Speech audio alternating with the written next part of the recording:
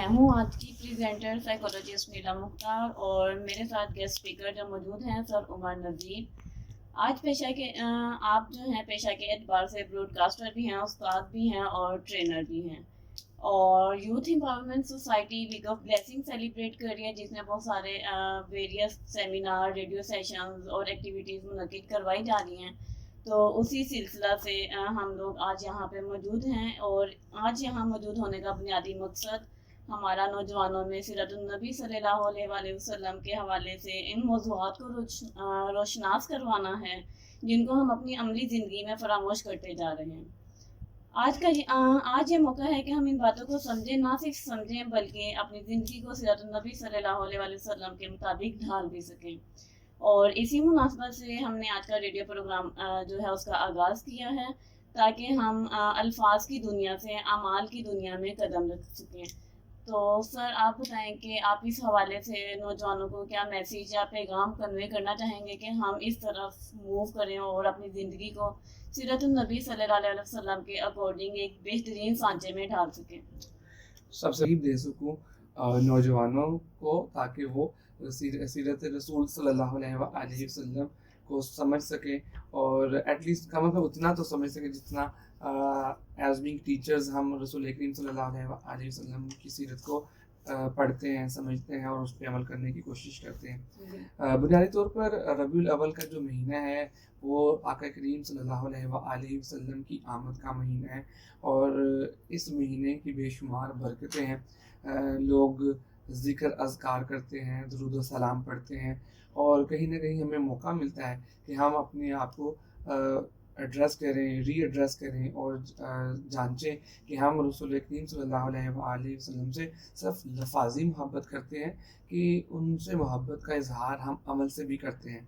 اور اگر عملی طور پہ دیکھا جائے، پریکٹیکلی بات کریں، تو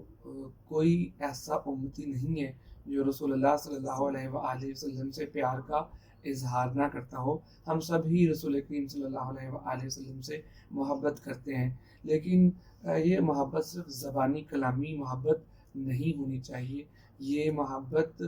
عمل میں ہونی چاہیے، کیونکہ عمل سے برکتیں نظر آتی ہیں۔ لفاظی جو ہے وہ اس وقت تک لفاظی رہتی ہے جب اس کے پیچھے کردار نہ ہو، اور جب لفظوں کے پیچھے کردار آ جائے تو پھر تاثیر بدل جاتی ہے۔ اگین میں یہاں پہ اللہ کے نبی صلی اللہ علیہ وآلہ وسلم کی سیرت کی طرف رجوع کروں گا۔ آپ صلی اللہ علیہ وآلہ وسلم نے 40 سال اپنا کردار معاشرے کے سامنے پیش کیا، اور اس کردار میں کیا تھا؟ اس کردار کو صادق اور امین کہتے تھے۔ کہتے کون تھے؟ وہ لوگ کہتے تھے جو کفار تھے، جو آپ کو تسلیم نہیں کرتے تھے، آپ کے دین کو تسلیم نہیں کرتے تھے، اور لیکن آپ اپنی امانتیں اپنے پاس رکھواتے تھے کیونکہ آپ صادق اور امین تھے۔ اب صادق اور امین کوئی چھوٹی بات نہیں ہے۔ آج آپ معاشرے میں صادق اور امین یا صداقت اور امانت کے ترازو پہ معاشرے کے سینکڑوں افراد کو پرکھیں گے تو شاید ہی کوئی آپ کو 100% صداقت اور امانت کی علامت نظر آئے یا مثال نظر آئے۔ آج کوئی ایک جگہ درست ہے تو دوسری جگہ خالی نظر آتا ہے، دوسری جگہ درست ہے تو تیسری جگہ ویک نظر آتی ہے۔ تو رسول کریم صلی اللہ علیہ وآلہ وسلم وہ ہستی ہیں جنہوں نے اپنی مثال سے، اپنے کردار سے ایک ایسا مثالی معاشرہ قائم کیا کہ آج تک ہمیں ہدایت اگر چاہیے تو ہمیں اس معاشرے کی طرف دیکھنا پڑتا ہے جس کی بنیاد رسول کریم صلی اللہ علیہ وآلہ وسلم نے ڈالی۔ اور دوسری بات، آج تبلیغ تو بہت نظر آتی ہے لیکن عمل سے لوگ خالی نظر آتے ہیں۔ یہی وجہ ہے کہ معاشرے کے اندر جو گفتار اور جو کردار اور جو اعمال کے درمیان جو گیپ ہے وہ بہت زیادہ نظر آتا ہے۔ باتیں سبھی کرتے ہیں لیکن عمل چند لوگ کرتے ہیں۔ جو لوگ عمل کرتے ہیں لوگ ان کی فالوئنگ کرتے ہیں، ان کی بات سنتے ہیں، کیونکہ وہ اقبال کا شعر بھی ہے، دل سے جو بات نکلتی ہے اثر رکھتی ہے، نہیں طاقت پرواز مگر رکھتی ہے۔ تو میرا یہ خیال ہے کہ آج اگر ہم کہتے ہیں کہ سچ بولنا چاہیے تو سچ صرف بولنے کا پرچار نہیں کرنا چاہیے، بلکہ ہمیں اپنی ذات سے اس سفر کا آغاز کرنا چاہیے، کیونکہ یہ سفر جب شروع ہوگا تو تبھی اس کی برکتیں سمیٹنے کا موقع ملے گا۔ نماز رسول کریم صلی اللہ علیہ وآلہ وسلم نے نماز کی بڑی اہمیت کو اجاگر کیا، اور نماز کی اہمیت کے حوالے سے نماز کو اپنی آنکھوں کی ٹھنڈک کہا، اور اس ٹھنڈک کو کس کی ٹھنڈک ہے؟ یہ آنکھوں کی ٹھنڈک ہے۔ کن کی آنکھوں کی ٹھنڈک ہے؟ آقا کریم صلی اللہ علیہ وسلم۔ تو آج ہم نماز سے دوری ہے، اذان ہوتی ہے لیکن ہم غفلت برتتے ہیں۔ اذان 5 وقت ہمیں بلاتی ہے کہ ہم حضور کے اللہ کے حضور اپنا ماتھا ٹیکیں، اپنے آپ کو سبمٹ کریں کہ ہم حاضر ہیں تیری بارگاہ میں، لیکن ایسا اگر نہیں ہے تو اس کی وجہ یہ ہے کہ ہم اعمال میں کمزور ہیں۔ اگر بات کی جائے محبت کی، تو دیکھا یہ جاتا ہے کہ ہم نے محبت بھی گنے چنے افراد کے لیے یا ایک فیملی سرکل کے لیے رکھ چھوڑی ہے۔ آج ضرورت اس امر کی ہے کہ ہمیں سب سے محبت کرنے کی ضرورت ہے، کیونکہ محبت ایک ایسا جذبہ ہے، وہ پلٹ کے آتا ہے، اور اگر ہم ہر کسی کے ساتھ ایک مقصد کے تحت محبت، جس میں ماں اپنی بیٹے سے یا اپنی بیٹی سے بے لوث محبت کرتی ہے، اور اسی طریقے سے اولاد اپنے والدین سے محبت کرتی ہے، اس محبت کا تو کوئی ثانی نہیں ہے۔ لیکن دیکھیے محبت کے تقاضوں میں بھی اللہ نے آقا کریم صلی اللہ علیہ وآلہ وسلم سے جو محبت ہے اس کی مثال ماں کی محبت سے کی۔ اب ماں اپنی اولاد سے بے لوث محبت کرتی ہے، تو اللہ تعالیٰ نے ماں کی محبت کو مثال بنایا اور 70 ماؤں کی محبت سے ملٹیپلائی کر کے کہا کہ رب تعالیٰ اپنی مخلوق سے ایک ماں جتنی محبت کرتی ہے اس سے 70 گنا زیادہ محبت کرتا ہے، اور الٹیمیٹلی اللہ سبحانہ و تعالیٰ اپنی مخلوق کا سب سے بہتر دوست ہے، کیونکہ اپنی پیدا کی ہوئی مخلوق سے جتنی محبت اللہ سبحانہ و تعالیٰ کرتے ہیں شاید ہی کوئی کرتا ہو۔ اس بات کو بھی میں ایک مثال کے ساتھ آپ کو پیش کرتا ہوں کہ ہم میں سے کوئی بچہ پینٹنگ کرتا ہے تو اس کی پینٹنگ اس کو کتنی عزیز ہوتی ہے، وہ اسے سنبھال کے رکھتا ہے، اگر کبھی شفٹنگ کا موقع ملے تو اس کو پراپر کور کر کے رکھتا ہے کہ یہ میرے ہاتھ کی پینٹنگ ہے، میں نے اسے سنبھال کے رکھنا ہے، اور اسے کچھ نہ ہو نہ جائے، کہیں کاغذ پھٹ نہ جائے، کہیں رنگ فیڈ نہ ہو جائے، تو وہ اتنا اہتمام کرتا ہے۔ اور سارے اہتمام کے اندر کیونکہ وہ پینٹنگ اس کی تخلیق ہے، تو ہم اپنے مالک کی تخلیق ہے۔ ایک انسان ہو کے کوئی انسان اپنی پینٹنگ سے اتنی محبت رکھ سکتا ہے، تو جو مالک کائنات ہے وہ اپنی مخلوق سے کتنی محبت کرتا ہے۔ تو ہمیں سمجھنے کی ضرورت ہے کہ ہم اللہ تعالیٰ کی طرف سے آئے ہیں، ایک سرٹن پیریڈ میں آئے ہیں، اور ایک سرٹن پیریڈ کے بعد ہم نے اللہ کی طرف خود کو سبمٹ کرنا ہے۔ یہ جو ٹائم لائن جو ہمیں آزادی کی ملی ہے، جس میں ہم با اختیار ہیں،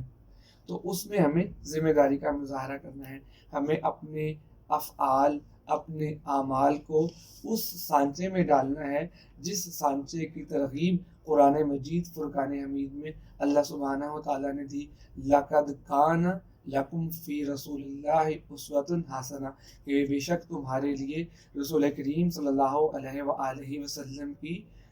زندگی میں بہترین نمونہ موجود ہے۔ تو آج ہمیں اس چیز کی ضرورت ہے کہ ہم رسول کریم صلی اللہ علیہ وآلہ وسلم کی ذات کی طرف رجوع کریں، اور اگر ہم طالب علم ہیں تو رسول کریم صلی اللہ علیہ وآلہ وسلم کی بارگاہ جسے صحابہ صفا کہتے ہیں، صفا کے طالب علم بن جائیں۔ آج اگر ہم باپ ہیں تو رسول کریم صلی اللہ علیہ وآلہ وسلم سے وہ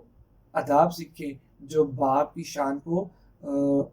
سوٹ کرتے ہیں، اور اسی طریقے سے ہم دیکھیں، اور اگر بیٹی ہیں تو حضرت فاطمہ تو زہرا رضی اللہ تعالیٰ عنہا کی سیرت کو جانچیں،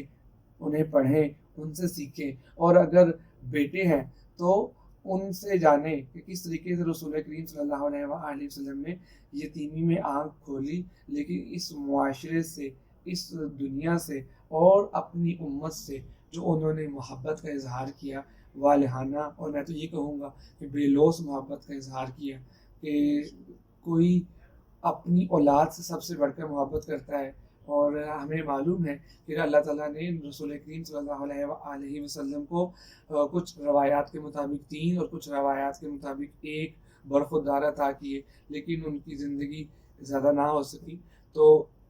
جبرائیل امین آئے، اور وہ آقا کریم صلی اللہ علیہ وسلم سے فرماتے ہیں کہ ہر نبی کو ایک دعا حاصل ہے تو وہ اس کی رد نہیں ہوتی. تو آپ اپنی اولاد کے لیے وہ دعا کر سکتے ہیں. آقا کریم صلی اللہ علیہ وسلم نے فرمایا کہ وہ دعا تو میں نے اپنی امت کے لیے رکھی ہے اور امت کی بخشش کے لیے. تو ہمیں یہاں سے سمجھنا ہے کہ وہ رسول، وہ نبی، وہ پیغمبر خاتم النبیین حضرت محمد مصطفیٰ صلی اللہ علیہ وآلہ وسلم جنہوں نے ہمیں زندگی جینے کا ہنر سکھایا، آج ہمیں ان کی ذات کی طرف پلٹ جانا چاہیے تاکہ ہم اس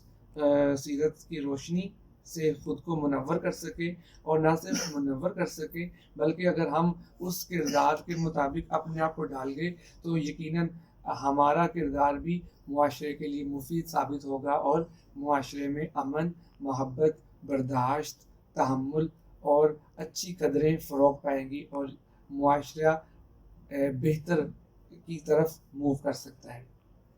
ماشاء اللہ سے بہت اچھے طریقے ہیں سیرت النبی کو ہم کس طرح سے اپنی عملی زندگی میں ڈھال سکتے ہیں اپنے الفاظ اور وربلی ایکشن سے نکال کے. تو میرے خیال میں ہم سب کو اس انفارمیشن اور اس کو بہت اچھے طریقے سے اپنی پریکٹیکل لائف میں لانا چاہیے. اور جسٹ لاسٹ پہ ایک پوائنٹ میں آپ سے ایک سوال کرنا چاہوں گی کہ ہم اس کو پریکٹیکلی اپنی یونیورسٹیز میں یا اپنے اسکولس میں جو بچے ہیں ان کو کس طرح سے پروموٹ کر سکتے ہیں کہ وہ اس کو اسکولنگ سے ہی اسٹارٹ کریں. بے شک گھر سے تو ہمارا یہ سلسلہ اسٹارٹ ہوتا ہے لیکن سم ہاؤ کچھ لیکنگ کی وجہ سے، سوشل میڈیا کی وجہ سے ہم ویسی ٹریننگ گھر سے نہیں لے پا رہے ہیں. جب بچے گھر سے نکل رہے ہیں تو وہ اس طرح سے اسکولنگ اور اپنے ایجوکیشنل انسٹیٹیوٹ سے کس طرح سے فالو اپ لے سکتے ہیں. جبکہ اسکولز میں بھی سم ہاؤ میں یہ ریسرچ کری تھی رات کو ایک ایڈمیشن کے لیے، تو بہت سارے ایسے کالجز ہیں جو کہ بی ایس اسلامیات میں نہیں کروا رہے ہیں. تو اس اسلامیات کو ہم کیوں مینس کے ایک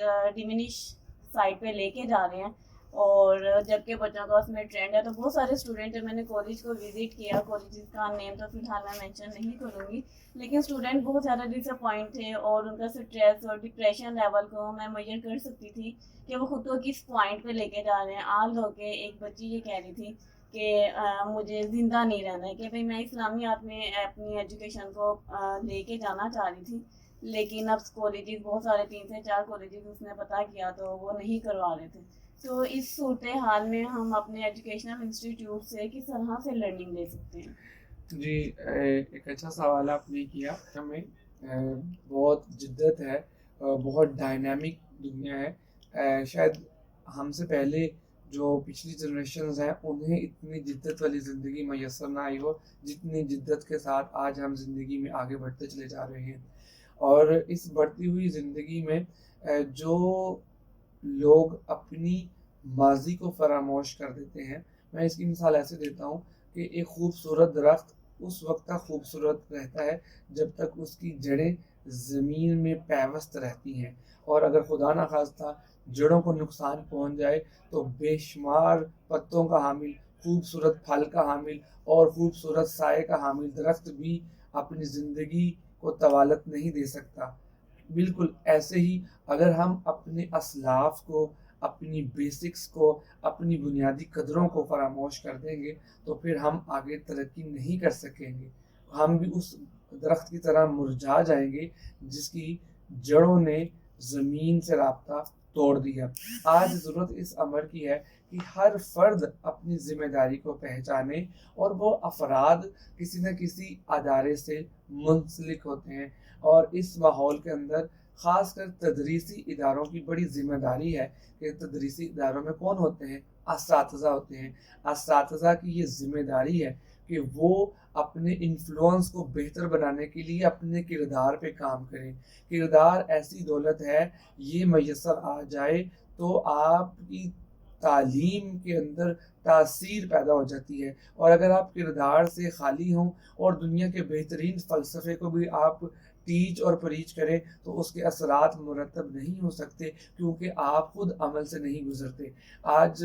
فقدان اس بات کا ہے کہ استاد بھی اسی معاشرے میں رہتا ہے اور وہ بھی ایک بہتر طرز زندگی کی طرف جانا چاہتا ہے، معیار زندگی بلند کرنا چاہتا ہے، اور اس معیار زندگی کو بلند کرنے کے لیے جو آپشنز اس کو میسر آتے ہیں ان پہ وہ کام کرتا ہے. وہ اسکول میں پڑھاتا ہے یا کالج میں یا یونیورسٹی میں، تو اس آمدن سے اس کا گزارا ممکن نہیں ہوتا، تو وہ اپنے ذرائع آمدن بڑھانے کے لیے زیادہ سے زیادہ جگہوں پہ کوچنگ کے لیے، ٹیوشنز کے لیے، اکیڈمیز میں جا کے پڑھاتا تاکہ اپنی آمدن کو بڑھا سکے. یہ ایک اچھی بات ہے، لیکن اس بڑھی ہوئی آمدن میں جب آپ سیٹسفیکشن مائنس کرنا شروع ہو جائیں گے تو جن کے لیے آپ اتنی آمدن بڑھا رہے ہیں ان کی تربیت پہ ہی توجہ نہیں دے پائیں گے، چاہے وہ اپنی فیملی کے اندر ہو، چاہے آپ اپنی اس کلاس روم کلچر کے اندر طالب علموں کو جو روشنی بانٹنا چاہتے ہیں، جو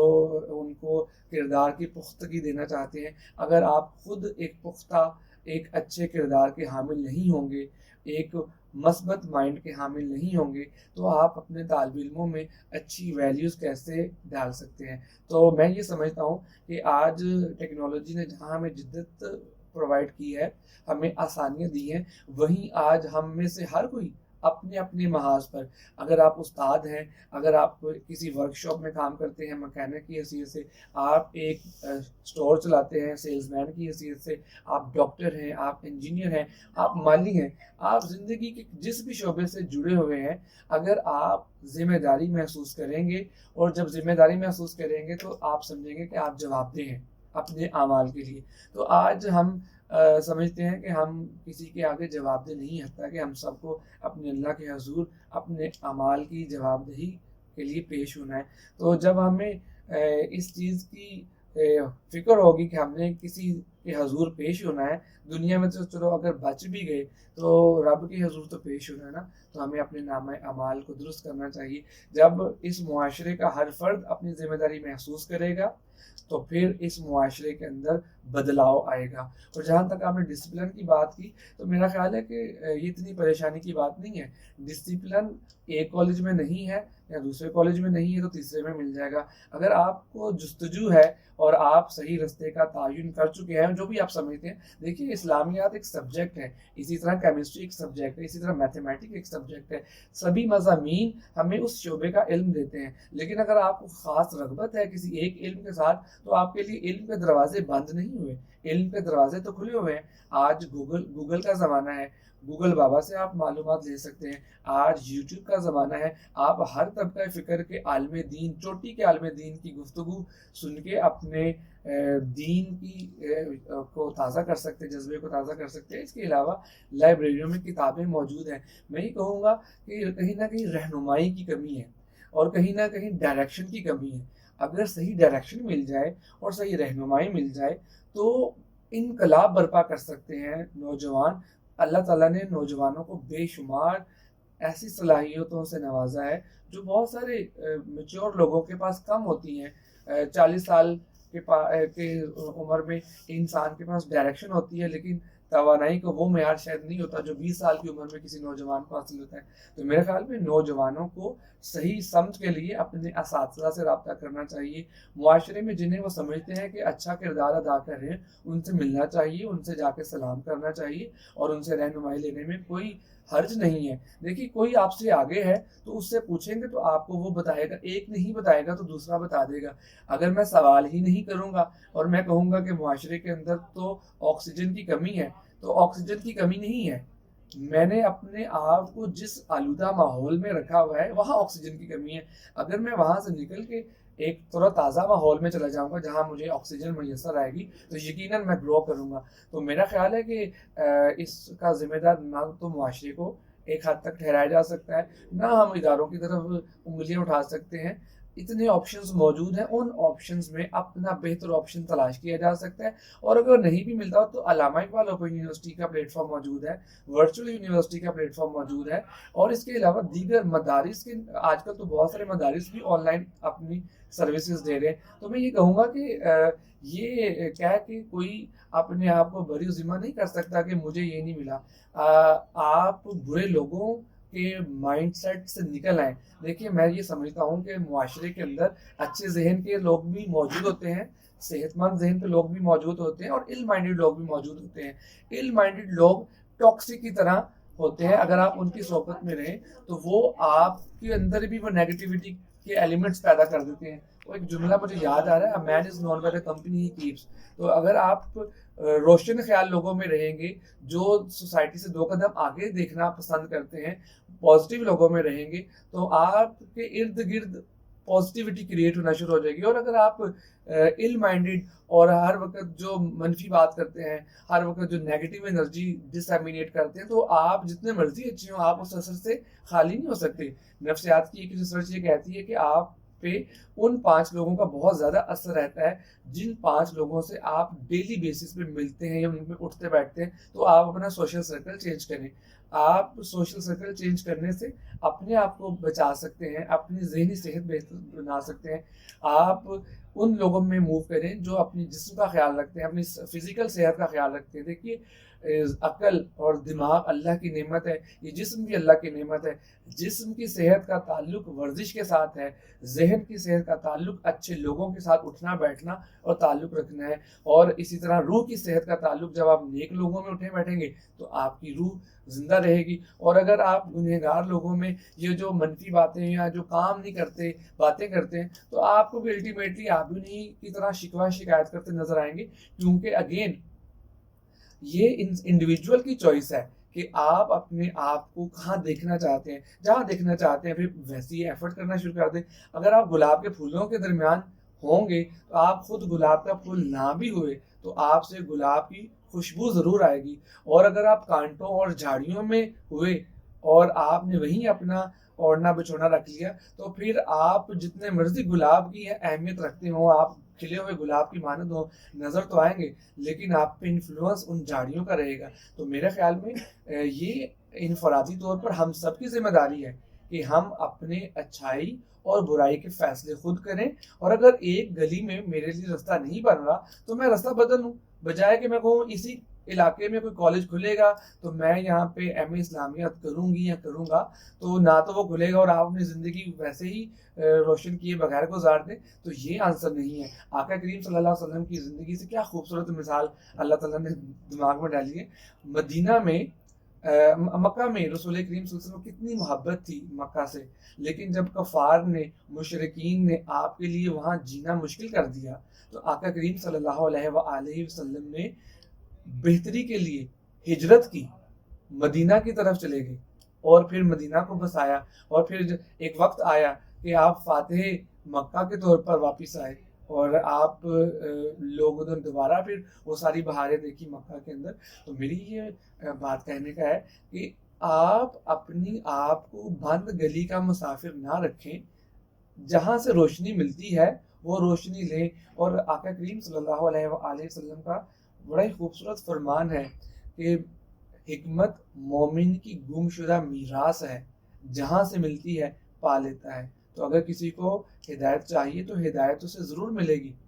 آپ کی نیت پہ منحصر ہے کہ آپ کتنے خالص ہیں اس منزل کو پانے کے لیے, اس راستے پہ چلنے کے لیے. اور اگر آپ کی نیت خالص ہے اور آپ کی محنت سچی ہے تو پھر مشکل دور سے گزرنے کے بعد آسانیاں بھی آ جاتی ہیں. تو آج اس پلیٹ فارم سے اور اس انٹرویو کے توسط سے میں اپنے سننے والوں کو یہی کہوں گا کہ آج بھی ہم ہر طرح کی کامیابی کو اپنی زندگی میں شامل کر سکتے ہیں اگر ہم محنت کرتے ہیں, صحیح لگن کے ساتھ نیت اپنی درست رکھتے ہیں اور اپنے آپ کو پہچاننے کے ساتھ ساتھ ان لوگوں کے ساتھ ایسوسیٹ ہو جاتے ہیں جو کامیاب ہیں اس شعبے میں جس شعبے کا مجھے شوق ہے. تو یقیناً کامیابی کے راستے کھلتے چلے جائیں گے اور آج بھی کامیابیاں اسی طرح سے ہمیں ملتی چلی جائیں گی جیسے ہم سے پہلے ادوار میں جن لوگوں نے رسول کریم صلی اللہ علیہ وسلم کی سیرت کو اپنایا, نہ صرف اپنی زندگیاں روشن کی بلکہ اپنی زندگی کی روشنی سے ارد گرد ایک ایسا خوبصورت معاشرہ قائم کر کے چلے گئے کہ جہاں سے علم کی بات ملتی ہے, حسن اخلاق کی بات ملتی ہے, معافی اور درگزر کی بات ملتی ہے, بردباری کی بات ملتی ہے, صلح جوئی کی بات ملتی ہے اور محبت اور مودت کی بات ملتی ہے. اور یہ وہ جذبے ہیں جنہیں پریکٹس کرتے چلے جائیں اور ان کے مزے لوٹتے چلے جائیں. اور اگر ہم ان کو صرف لفظوں کی حد تک رکھیں گے تو یہ لفظوں کی حد تک ہی قید میں رہیں گے. جب ہم انہیں عمل میں ڈالیں گے تو پھر ہم ایک انفلوئنس کریٹ کریں گے. اور بڑی خوبصورت بات ذہن میں آ رہی ہے کہ ہم جو اپنی سوسائٹی کو دیتے ہیں وہ پلٹ کے کئی گنا زیادہ ہو کے واپس آتا ہے. تو آج سے ہم اور آپ میں اور میرے سننے والے یہ فیصلہ کر لیں کہ ہم نے اچھی چیزیں دینی ہیں, ہم نے اچھی ویلیوز ایڈ کرنی ہے، ہم نے مہمان نوازی میں کوئی کمی نہیں چھوڑنی، اور اگر ہم نے کبھی کسی کے گھر مہمان بن کے جانا ہے تو اگر کچھ نہ کچھ لے کے جائیں، اور اگر کچھ نہیں لے کے جا سکتے تو اب حسن اخلاق سے ضرور پیش آئیں، اور کبھی کوئی مہمان آ جائے تو اس کی میزبانی میں کوئی کمی نہ چھوڑیں، کبھی کوئی پرانا دوست مل جائے تو اس کی عزت و احترام میں کوئی کمی نہ کریں، اور یہ چیزیں آج ہم پریکٹس کرنا شروع کر دیں، بچوں کے ساتھ ملیں تو بڑے لاڈ کے ساتھ، بڑے شفقت کے ساتھ، اور آج جو بچے ہیں کل کو وہ نوجوان ہوں گے، تو اگر آج ہم نے ان کو اچھا پانی دیا، اچھی پرورش کی، ان کے سامنے اچھا کردار پیش کیا، تو وہ بھی اچھے کردار کے مالک ہوں گے، اور اگر بزرگوں کے ساتھ معاملہ فہمی ہے تو ان کے ساتھ عزت، محبت، ادب کے ساتھ پیش آئیں۔ آج کا آپ کا فعل ان کے ساتھ اگر کوئی ادب کا ہے، عزت کے ساتھ آپ احترام کے ساتھ پیش آ رہے ہیں، تو کل کو آپ نے بھی بزرگی میں ڈھلنا ہے، تو آج آپ نے جو کسی کے لیے جذبہ رکھا تھا، کل جب آپ بزرگی میں پہنچیں گے تو یقیناً یہ جذبہ پلٹ کے آئے گا۔ اور باتیں تو بہت سی ہیں جو کی جا سکتی ہیں، موجودہ سلیبس میں یہ کہانی نہیں ہے، لیکن جب میں 10ویں جماعت میں پڑھتا تھا تو ایک کہانی تھی فادرز ایڈوائس کے نام سے، تو اس کہانی کے اندر ایک بڑی خوبصورت بات، باپ اپنے بیٹے کو نصیحت کرتا ہے، وہ بیسیکلی لیٹر ہے جو باپ اپنے بیٹے کو لکھتا ہے، تو اس میں وہ اپنے بیٹے کو کہتا ہے کہ بیٹا، دوسروں کے ساتھ ایسا رویہ اختیار کرنا جیسا تم چاہتے ہو کہ تمہارے ساتھ اختیار کیا جائے، دوسروں کے ساتھ ایسے پیش آنا جیسا کہ تم چاہتے ہو کہ لوگ تمہارے ساتھ پیش آئیں۔ تو آج ہر کوئی چاہتا ہے کہ اس کے ساتھ محبت کے ساتھ پیش آیا جائے، ہر کوئی چاہتا ہے کہ اس کے ساتھ عزت کے ساتھ پیش آیا جائے، ہر کوئی چاہتا ہے کہ اس کو آؤ بھگت ملے، پروٹوکولز ملے، تو یہ کیسے ممکن ہے؟ ہم ریسیو تو کریں اور کسی کو دیں نا، تو اگر آج ہم کسی کو عزت دیں گے تو عزت پلٹ کے آئے گی، آج کسی کو محبت دیں گے تو محبت پلٹ کے آئے گی، آج کسی کی راستے کی مشکل دور کریں گے تو کوئی ہمارے راستے کی مشکل دور کرے گا۔ تو میرا خیال میں یہ قدریں وہ قدریں ہیں جنہیں ہم عمل میں آج ڈال لیں گے، اس کے ثمرات آج ہی ملیں گے دنیاوی طور پر، اور آخرت تو سورے گی، تو آخرت کی کامیابی کا انحصار بھی دنیا کی کامیابی میں ہے، اور دنیا کی کامیابی کا انحصار ہمارا رسول کریم صلی اللہ علیہ وآلہ وسلم سے صرف محبت کی حد تک معاملات نہیں بلکہ مودت